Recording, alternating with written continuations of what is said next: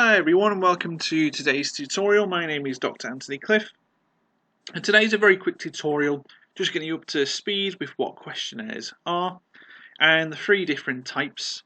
I do another tutorial on what different types of questions to use, that will be in the link here, and I've also got another one about how to design it, and I then have another one showing you how to actually develop these online using online surveys.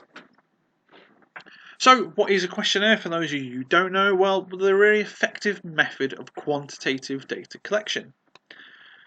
So, what do we mean by that? Well, quantitative and qualitative, really simple in simple terms.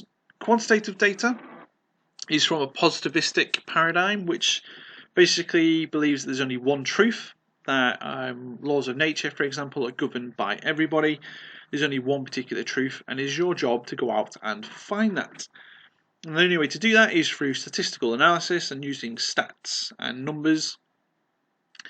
And typically that would be your questionnaires and your experiments. Qualitative data, however, is from a different paradigm, from an interpretivist kind of paradigm. They differ. They believe that everyone has their own different viewpoints, therefore there's no one truth out there, there's multiple realities.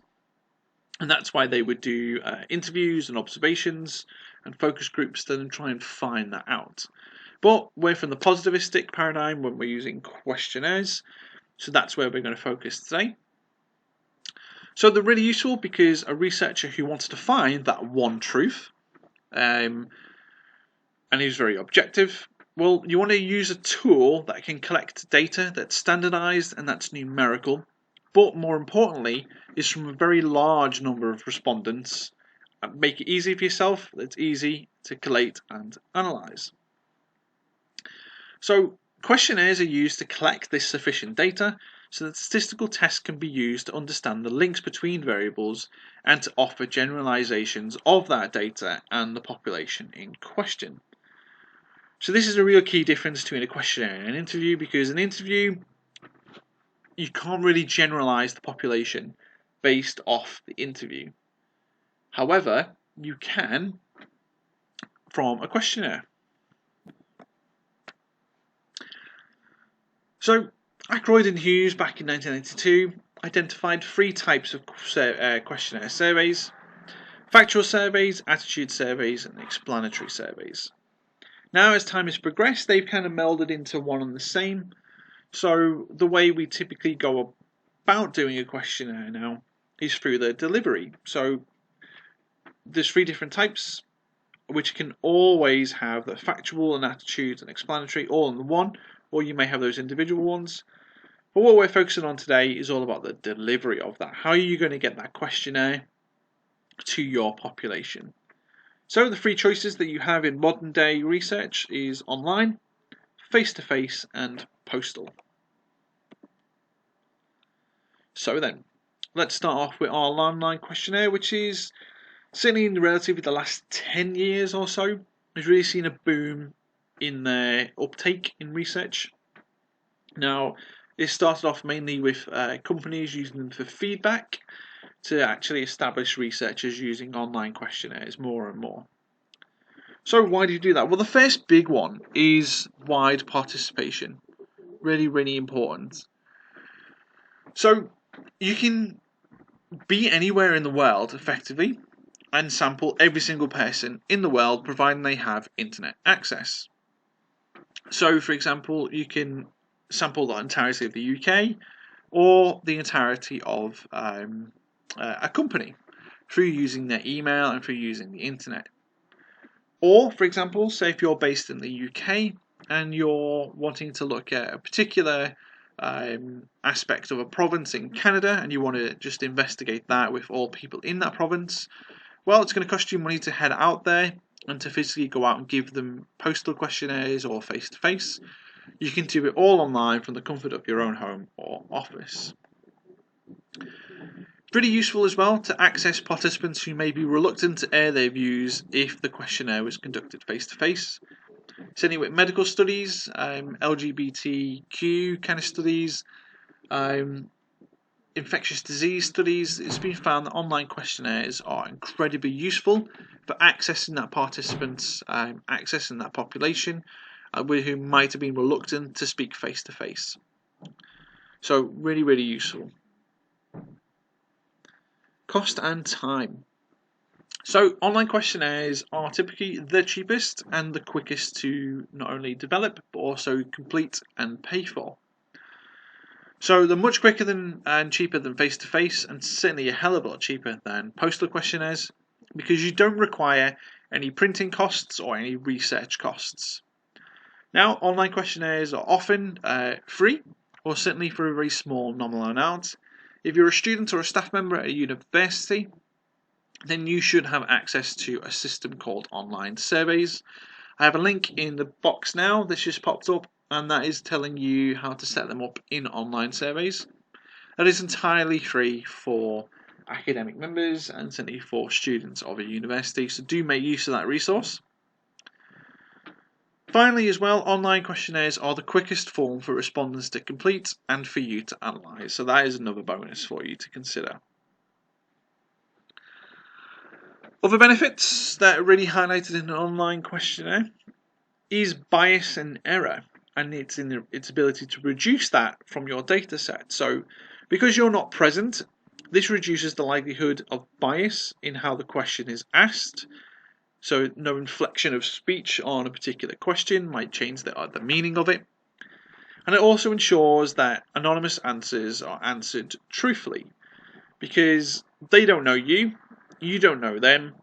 They're free to answer how they feel because it's not going to be attributed to them, which is not the case when you do it face to face. Now, the likelihood of error is also reduced because the respondent is directly inputting the question, so there's no room for error there.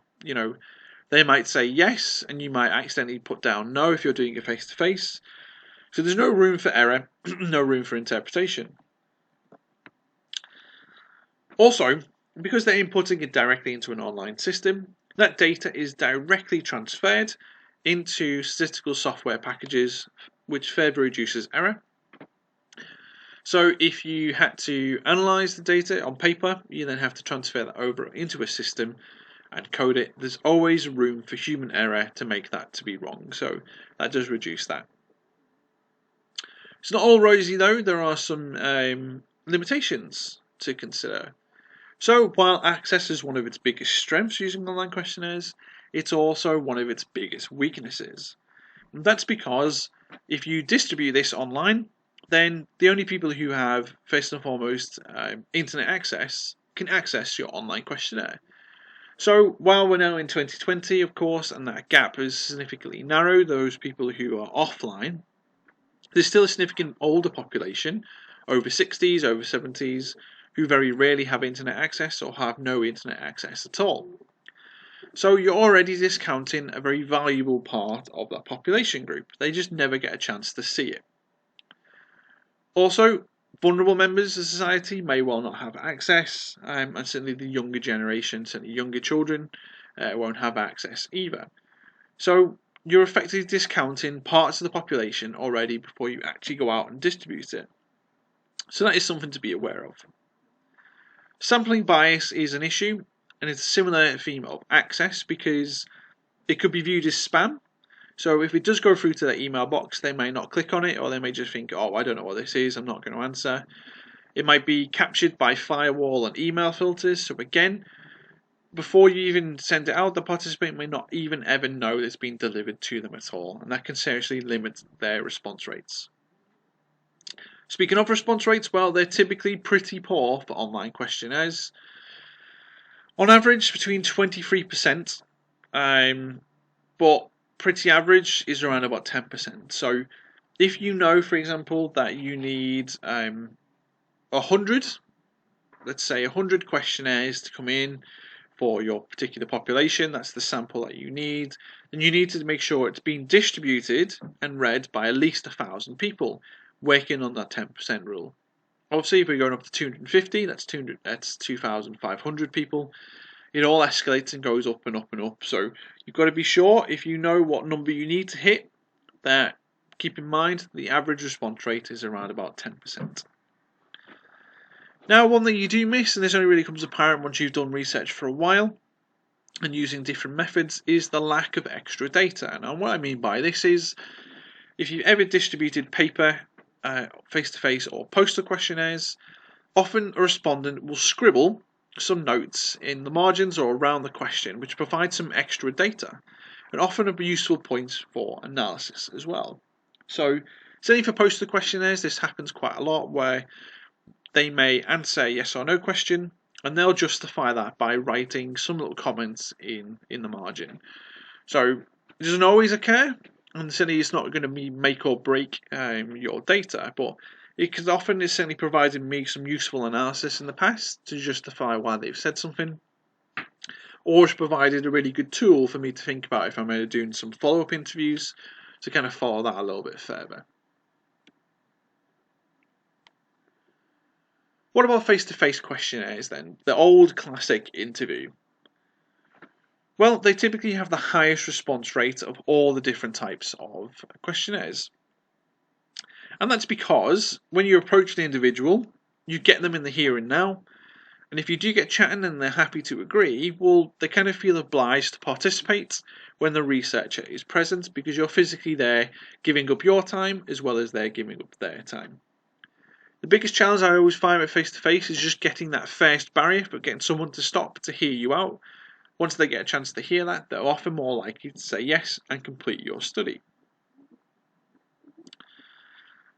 Because you're there, if they have a question about, they don't quite understand what the question is, or they wanted something to clarify, you're there on hand to help them do that, to make sure that they're answering it in the way that needs to be interpreted and the way that you intended them to answer it. It's also really important as well with that extra data, because they may well justify their answers while they're there. So again, really useful points of information. Often face-to-face questionnaires are brilliant if you're trying to justify or add in extra information, but mainly the benefit of face-to-face questionnaires in a mixed method study is because you've now broken the ice and you've spoken to them, they've completed your study. If you're doing some interviews later on in your study, often it's really useful to say, oh, here's my details, do you want to take part in a follow-up interview? And they're more likely to say yes, because they know what the study is about, they've already given their time, they kind of feel invested. So if your plan is to use some interviews later on, possibly face-to-face questionnaires might be a way to go, because that may well get more people through into that interview. Now, of course, you can do this with online questionnaires, where at the very end of your question you can say, please leave your contact details if you're happy to be contacted about an interview. You may well get quite a lot, but now that you've actually met them face to face, they're more likely to actually go through with it. So you will find that people will say yes, but when you come around to actually getting them into a room, it's very difficult. Face to face, they're more inclined to do that. Limitations. So access again is an issue. So you're limited to whatever area you're particularly studying in. So if you wanted to look at the attitudes of the entire UK population, well, then just being focused on one town isn't good enough. It's not the right sample for your questionnaire. Similarly, if you're looking at attitudes to, say, regeneration in Liverpool, there's no point you being in London to do that. You need to be in the location that you're actually studying. Not only that, you've got to consider your own safety as a researcher. You're going out, you're asking people, you don't know who you're asking, it could be anyone, you don't know what their day's been like, you don't know how you're going to answer stuff. Always be prepared to make sure that your safety is protected. Bias. So one of the biggest issues with face-to-face questionnaires is bias. There's no doubt about that. So you run the risk, first and foremost, of asking questions only to those who you believe will answer them. So that's part of access and sampling. You may only pick on certain people. You might think, oh, well, that person's not going to answer, so I'm not going to ask them at all.